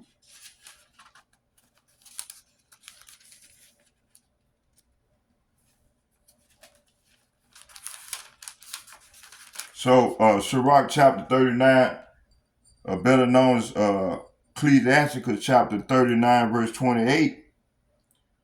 I'm gonna start at 27. But 28, the point, it says, matter of fact, I'm going to start at 26 and read down to 28. It said the basic necessities of human life are water, fire, and iron, and salt, and the wheat, flour, and the milk, and the honey, and the blood of the grape, and oil, and clothing. Verse 27, it said, all these things are good for the godly. But to the sinner, say what? But to the sinners, they are turned into evils. Are these devils not arguing, fight over these resources right now that I just mentioned? Especially that oil. But see, these devils don't know, man, that they, if you ain't of God, of Yahweh Shem Yahweh, man, you that spirit, man. So the Lord gonna put a wicked spirit on your ass, and at the end, he gonna destroy you. So he putting a wicked spirit on 2/3 of our people, along with these heathen nations that he gonna destroy. Call the earth. These devils want to kill off 8 billion people. It's 8.5 billion people on the earth right now, as I'm speaking. So they got to get rid of, there's going to be a lot of killing, but at the end of the day, pursuing, which I'm going to go into in part 2 of the lesson, Isaiah 45, all right, verses 5 down to 7, where it talk about the Lord create the left-hand side spirits and the right-hand side spirits. So he controls both sides. All right. You ain't gonna learn this in the church. The church they probably don't know. All right. Okay, it said, so let's read 27 again. It said, all these are good for the godly, but to the sinner they are turned into evils. All right. That right there about the resources. All right. It said there are winds. There are winds. R-W-I-N-D-S. Winds created for vengeance. Say what? There are winds. Winds created for vengeance. The winds are spirits. All right. And in their anger, they can dislodge mountains. So they can dislodge governments. Mountains represent governments. All right. It said, on the day of reckoning, they will pour out their strength and calm the anger of their maker. See? So keep on playing with the Lord and plotting against his men. All right. They're going back to the scripture. I want to get that other interpretation.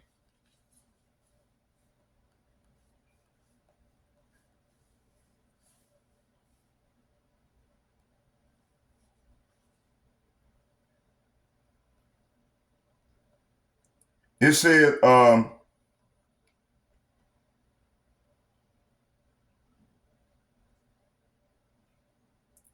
let's get it out of the KJV. It says, Ecclesiasticus, better known as Sirach, 39 verses 28. It said this section is a heavy prophetic passage about Yahweh Ba'ashem, Yahweh Shai governs even judgment in the unseen realm through appointed spirits. See? Sirach, better known as Ecclesiasticus, chapter 39, verse 28, context, quotes, and briefs. Okay, it says in essence, there be spirits that are created for vengeance, in which in their fury they lay on sore strokes, and any time of destruction they pour out their force and appease the wrath of him that made them. So I'm just literally paraphrasing. So it said this is the part of the list describing how creation is not random. Different spiritual forces are assigned roles under the Most High's order. See? So end time meaning, breakdown and end time meaning. So one, the spirits created for vengeance. This directly teaches that judgment is not only human driven. There are spiritual agents of correction that are activated when nations, systems, and individuals reach a level of persistent rebellion. Wow. End time parallel, escalating global instability. All right. Sudden judgments, war, disasters, and collapses. Systems turning against themselves. See? Are we not seeing these things? It said these are not just political accidents. They align with appointed judgment cycles. See? 2, divine order behind chaos. So Sirach, better known as Ecclesiasticus, is showing that nothing in judgment is chaotic. Even destructive forces operate under authority, not rebellion. That connects directly to Isaiah 30. You see? It's a Isaiah 30 theme that I'm about to bring up. It said, trust in Egypt, human system equal false safety. And our people trusting this devil, man. When you try to tell them to get right, man, they'll argue. And I be telling my boys, man, Tim and what's his name? Stop doing that, man. Stop lying and shit. In Junebug, they be lying and shit, man. And, you know, and I said, man, stop lying, man. That ain't good. But see, our people been brought up in this rebellious ass system, corrupt ass system, and they've been taught this learned behavior. All right. It said, trusting in Egypt, human system equal false safety, ignoring divine order equal exposure to judgment mechanism already in motion. See? So the Lord gonna, like I said, he gonna put these spirits on y'all ass and activate you in Jacob's trouble. All right? It said this verse removed the idea that judgment is random rage. Instead, it showed appointed timing, appointed purpose, appointed execution. So the end time prophecy term, what looks like global collapse is actually structured correction unfolding. See? All right?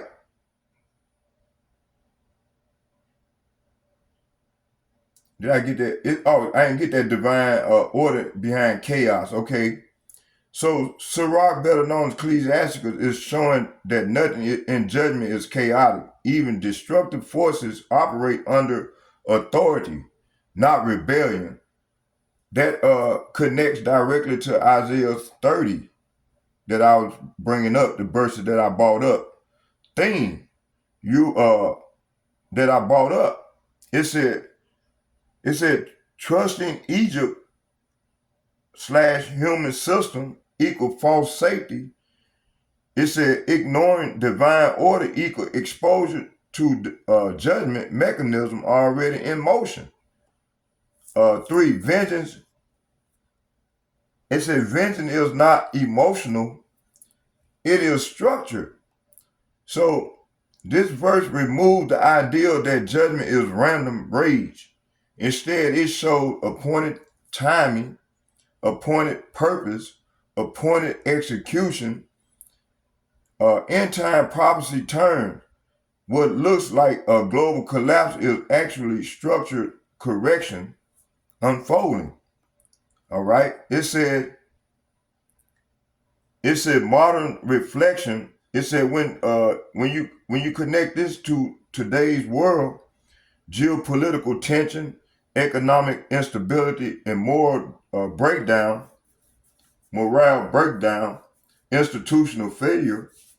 Sirach chapter 30, better known as Ecclesiasticus chapter 39:28, frames these as signs that assigned judgment forces are operating within a permitted bound, not outside of control.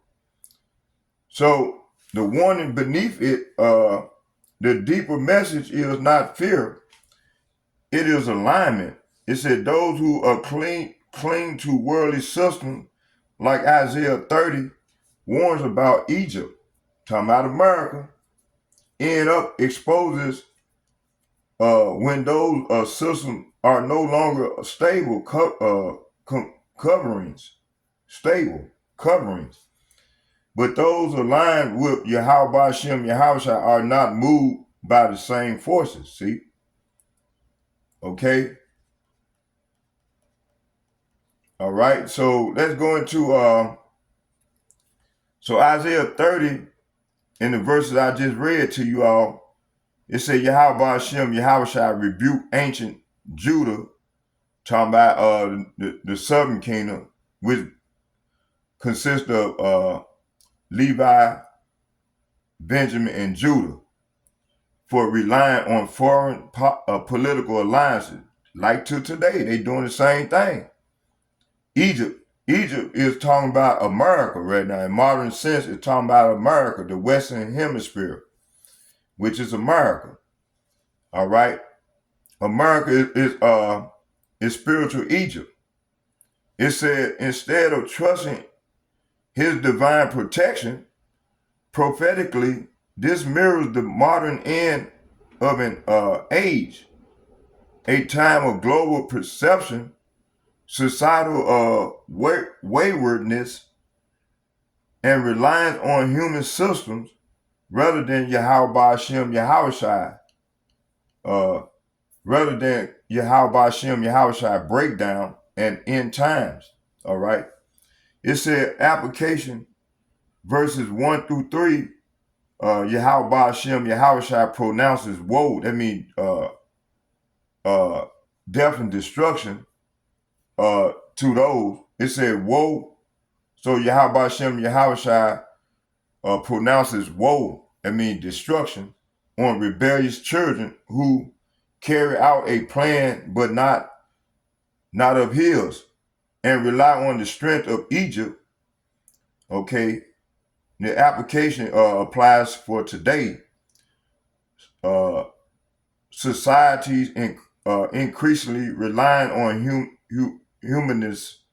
humanism, technology, government powers, and global treaties to solve spiritual and essential crisis, rather than seeking Yahweh Hashem Yahushua. Verse 7, Yahweh Hashem Yahushua called Egypt Rahab, the harlot, the harmless dragon, or arrogance, noting that their help is useless and empty.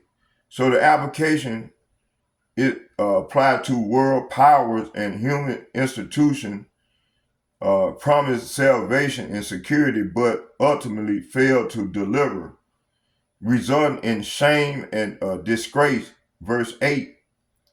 All right. Yahweh Hashem Yahushua command Isaiah to write this rebellion down on a tablet or in a book as a permanent witness for the time to come.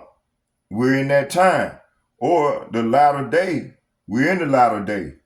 Application. Biblical warnings act as a permanent record. They are meant to be a permanent testimony, alerting modern generations which we're in. We're in that modern generation to a spiritual pitfall leading to the end of an age. Verses 9 through 11, Isaiah chapter 9 through 11, the people are described as rebellious, demanding that their seers, talking about the prophets, seers and prophets tell us smooth things, prophesy illusions. Okay? They want to stop hearing about the Holy One of Israel, which is Yahweh Shai. Application: as the current age draws to a close, there is often a cultural and religious demand for tickling ears. All right? The 2/3 got tickling ears. They want to hear that smooth shit. Watering down hard biblical truths to make people feel good about secular and sinful lifestyles. Okay, these things warn about seeking worldly covering rather than trusting in Yahweh Ba'Shem Yahweh Shai.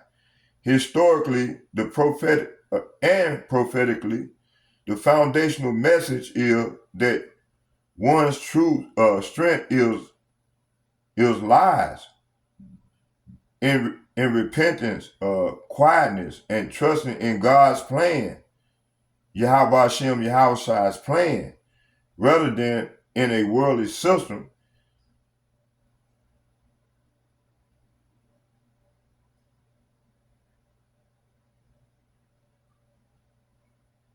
So it said the exact prophetic event associated with Isaiah's writings, what it means is to sit still and find strength in Yahweh Ba'Shem Yahweh Shai's promises during chaotic times. Starting with the elder apostles and the bishops and like-minded men on down. That's what we doing. Okay, man, I'm so comforted, you know.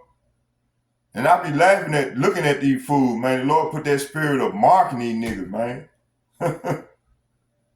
he put that spirit on to mark these people, man. These wicked ass Negroes, Latinos, Native Americans, okay? It said Yahweh Ba'Shem Yahweh Shai promises during chaotic time. All right? So all in all,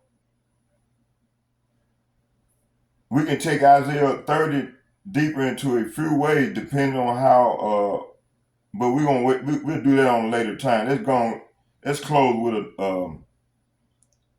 we'll revisit this later on. We'll find a time. Lord, to give me the spirit to bring out in a time. Let's do this here. Let's go here to. I'll go another couple minutes, then we're gonna shut it down.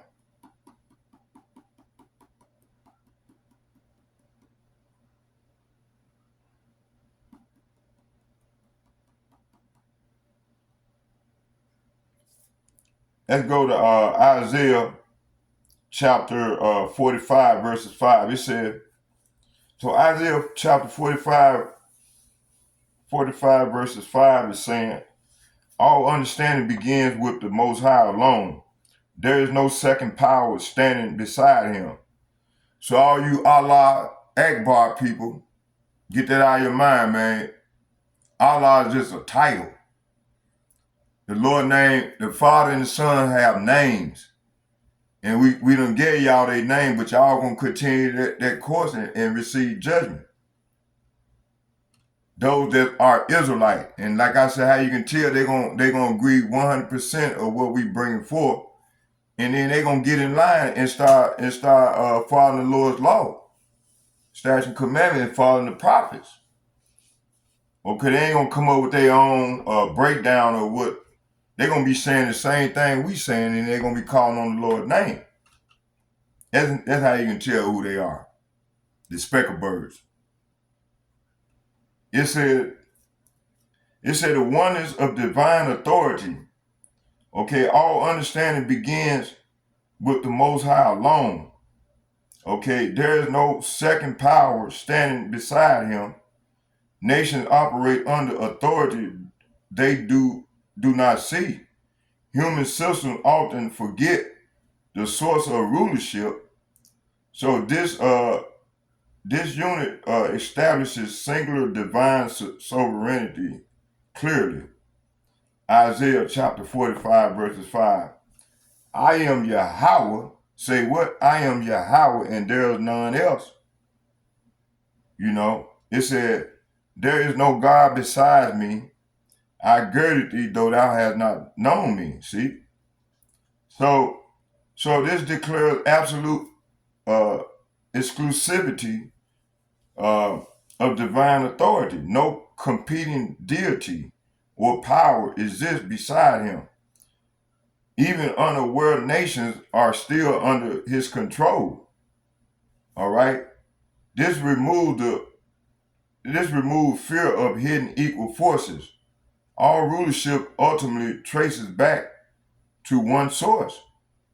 That gives supporting priests. So let's go to 2nd Ezra chapter 6, and I'm going to read 1 and 2, the first 2 verses. It said, and he said unto me, in the beginning, when the earth was made, before the borders of the world stood, and ever the wind blew, before it thundered and lightened, or even the foundation of paradise were laid. See? So this shows authority exists before all creation structures. Even natural forces were established under divine order.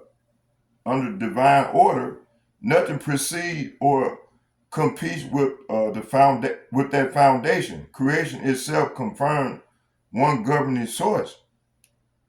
Understanding this stabilizes interpretation of all events. All right. So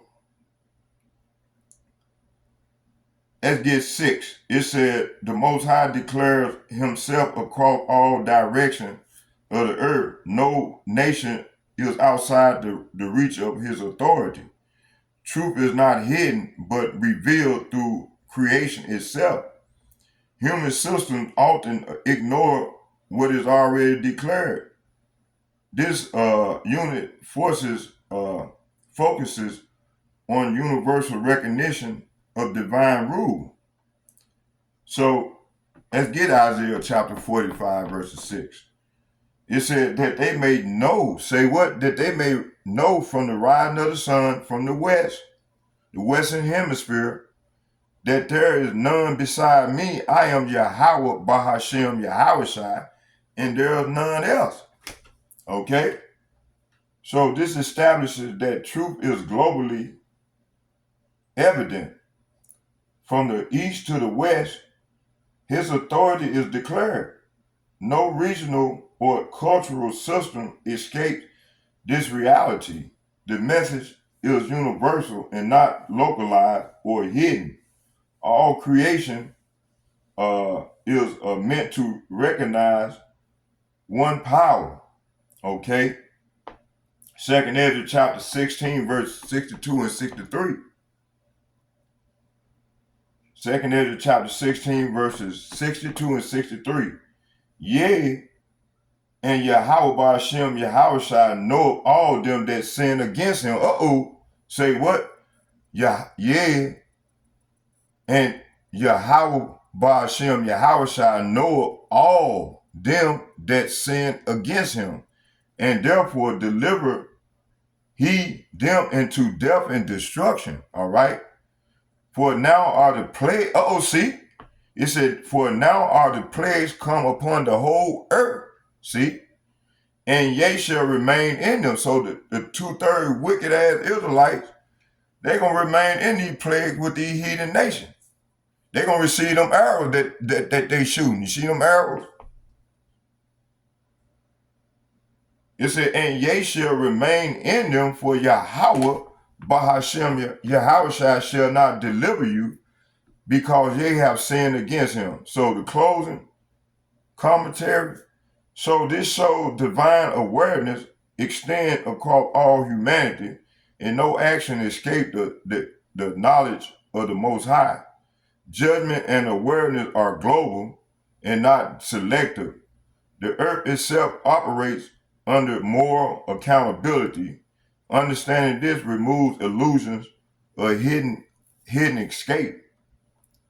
Let's get one more. Let's get this. Let's get Isaiah chapter 45, verses 7.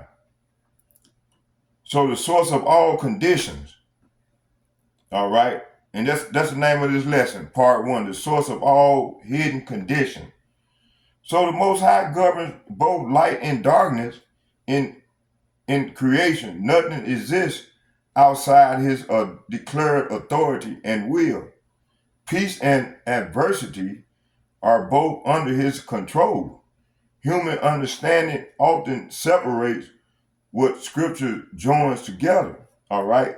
So this unit establishes divine authorship over all conditions. Let's get that precept. Isaiah chapter 45, verse 7.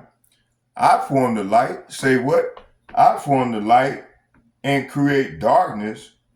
I make peace and create evil. Say what? Create evil. I, Yahweh, do all these things. See? So Yahweh, while Yahweh Shai is omnipotent, all right? Okay? And so this verse here removes the idea of independent forces. Both positive and negative conditions are under one authority, and nothing operates outside divine allowance or creation. So this connects the belief. So this corrects the belief in competing spiritual powers. All outcomes originate from the Most High's command. And get a precept to this, to what I just read. And go to 2nd Ezra, and I'm going to read 2nd Ezra, the 8th chapter, and I'm going to read verses 20 and 21. It said, for thou hast brought thy people through the sea, and yet gavest them water out of the rock in the wilderness. And that rock is there right to this day, where Moses hit that rock and that rock split it in half and water started gushing out of it. Still there. It said, for thou hast brought thy people through the sea, and yet gavest them water out of the rock in the wilderness. How could thou do this? Or how should we believe that thou wilt deliver us from captivity? So you had these old lying ass, wicked ass Israelites, man, unbelieving ass Israelites like you do today. They'll believe the white boy before you, and they'll believe these wicked ass people before you. These man-made doctrines before they believe the prophets. So they're gonna have to learn the hard way. That's death by pain. Pursuing 2nd Ezra chapter I start right around 9. 2nd Ezra, the 9th chapter, verses 10. I'll go to 10, 11, and 12. And that 12 verse is death by pain. So they're gonna have to know about death by pain. So the Lord, they're gonna have to stay in Jacob's trouble and face the sword. That they're gonna be tormented. All right. It says,